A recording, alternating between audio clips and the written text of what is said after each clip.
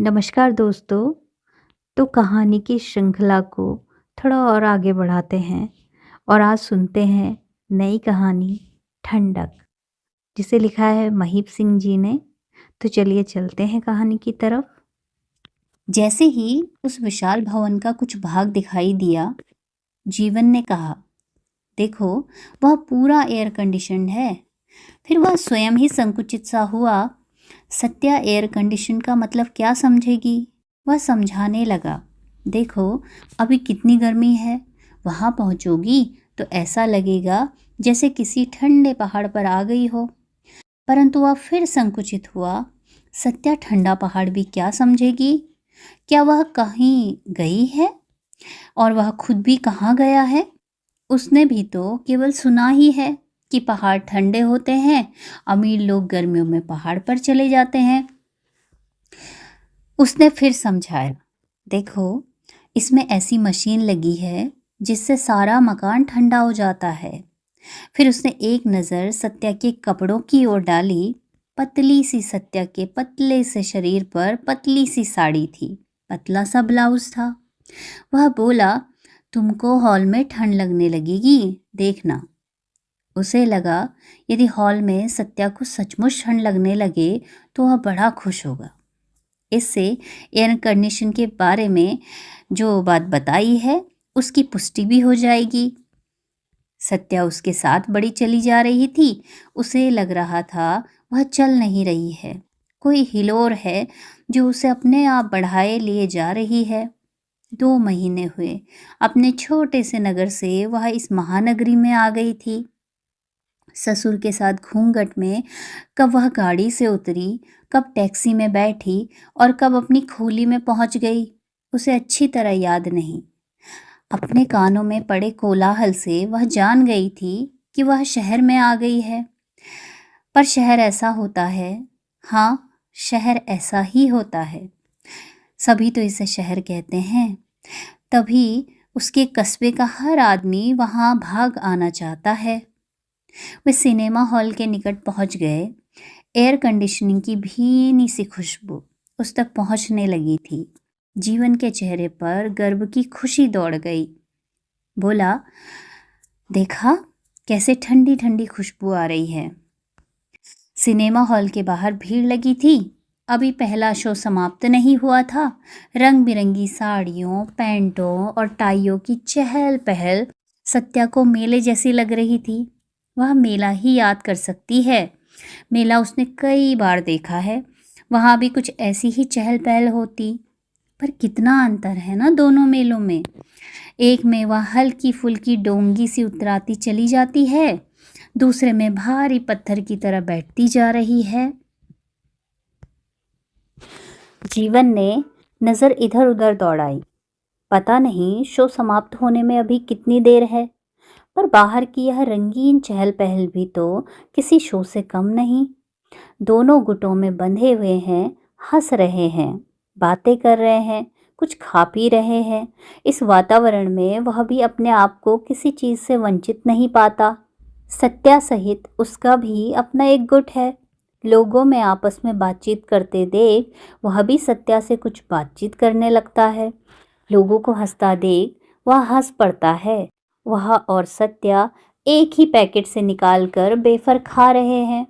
चारों ओर फैली हुई फिजा में वह अपने आप को कितना हल्का महसूस कर रहा है।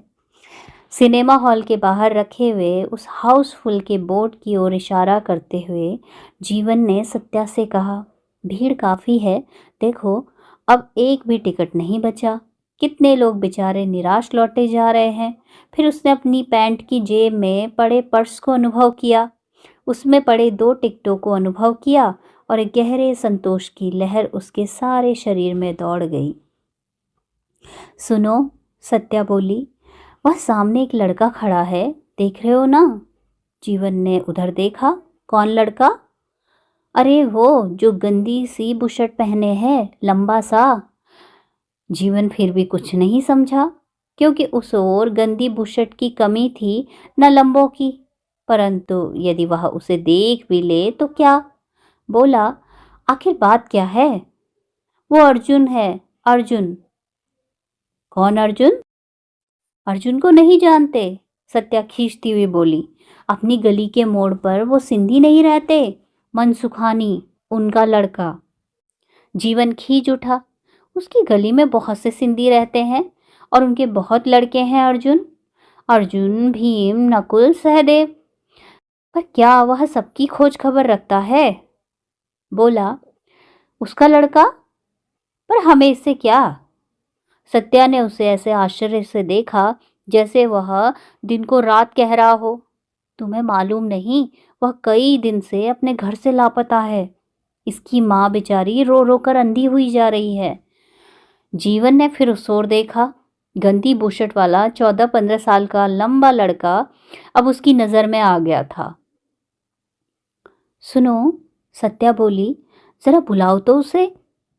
जीवन को यह कहना कुछ अजीब सा लगा, फिर भी उसने सी सी करके उसे बुलाया। वह पास आ गया। जीवन ने सत्या की ओर देखा और सत्या ने जीवन की ओर। फिर दोनों ने उस लड़के की ओर देखा। सत्या ने आंखों से ही इशारा किया, पूछो। जीवन को कुढ़न हुई, क्या पूछे भला?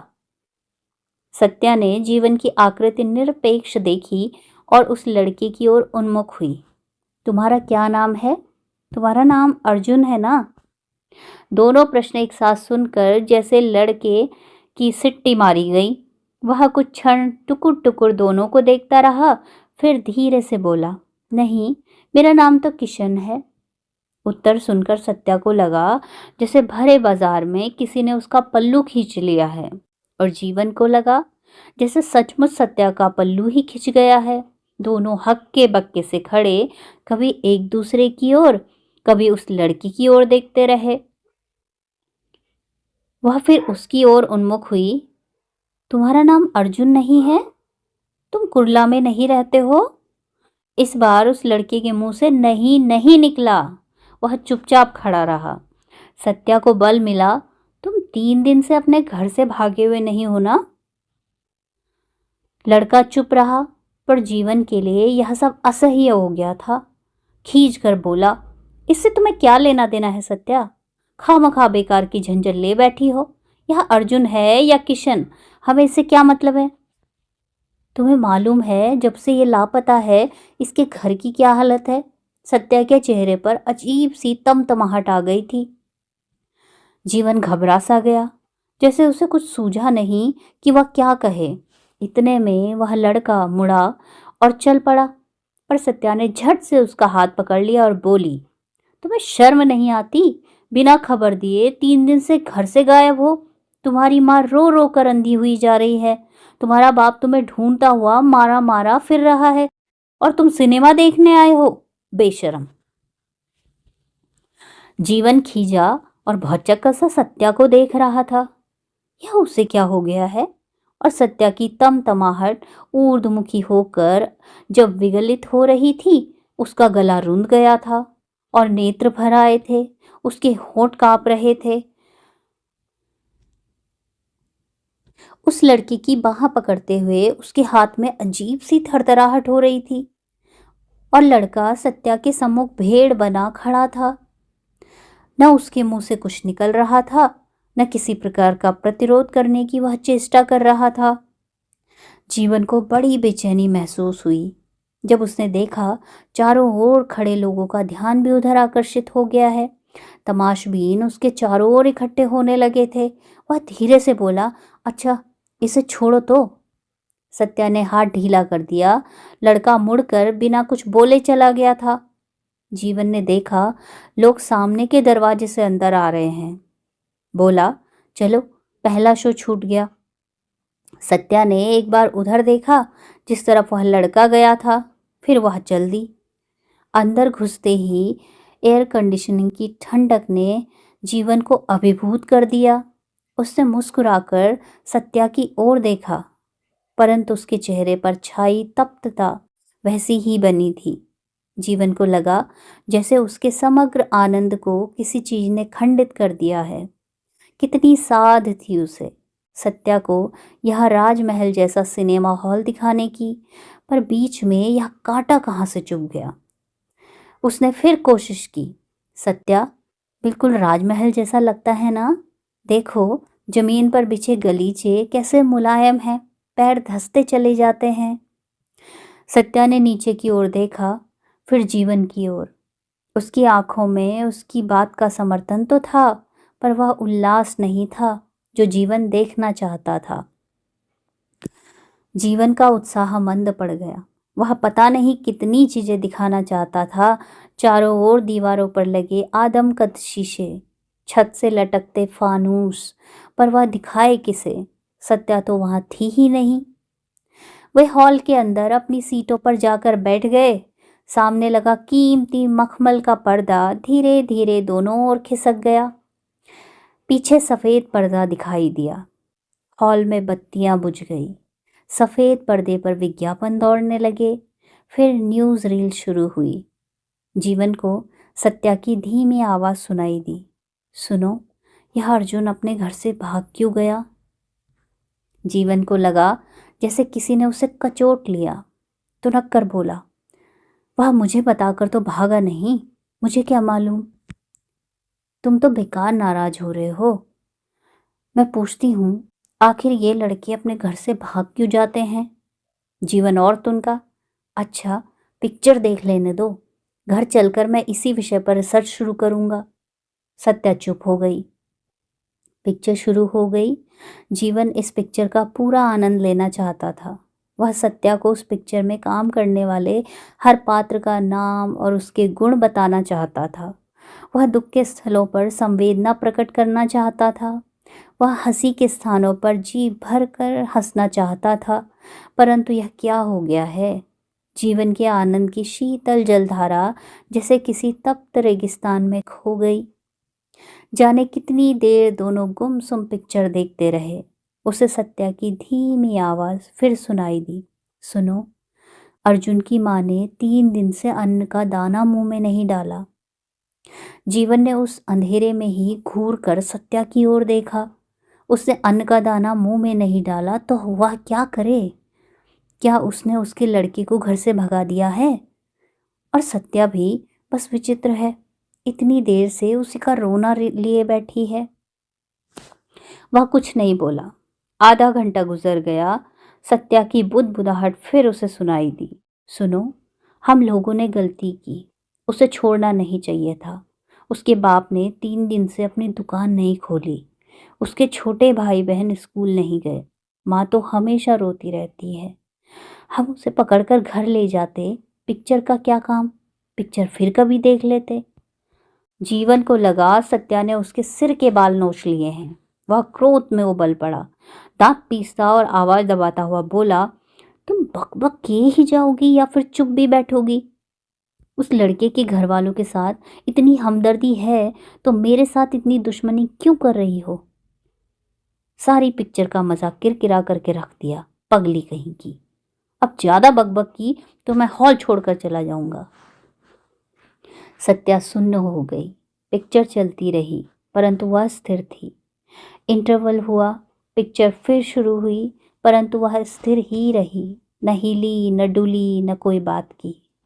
दूसरे दिन सुबह जीवन उठा तो सत्या चाय का प्याला सामने रखती हुई बोली, सुनो, देखो, सुबह सुबह नाराज मत होना।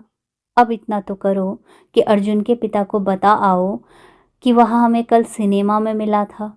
बेचारों की कुछ तो चिंता दूर हो। परंतु जीवन के मुंह में कल का कस्सैलापन पूरी तरह बाकी था।